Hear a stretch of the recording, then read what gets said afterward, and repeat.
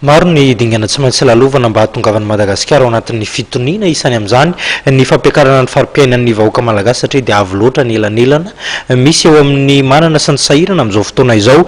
Ankoatra io nitondrandrareo anivon'ny anteny miram-pirenena fanazavana ihany koa ny mahakasika ny fanasoniavana ny dina ho an'ny fandraisana andraikitra.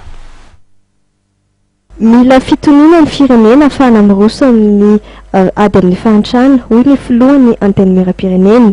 Metoy ny fampidiniana ny filoham-pirenena sy ny solombavam-bahoaka araka ny fanazavana ny netiny teo anivon'ny birao maharitra ny teny miram-pirenena.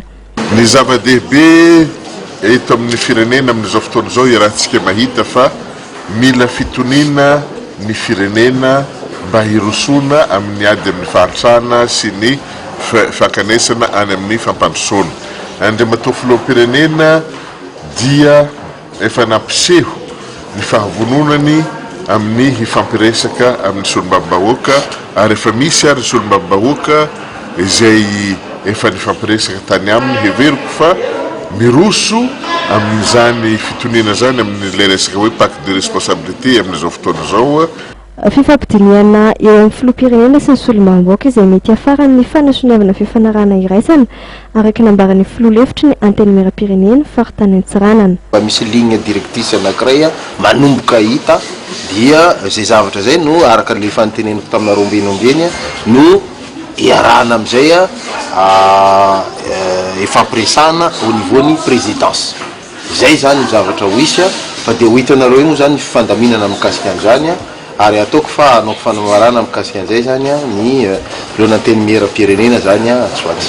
Na hoela na hoaingana ary eritreretina fa hoaingana dia ho isy ny fifanarahana eo amin'ny anteny miram-pirenena sy ny any amin'ny présidence république.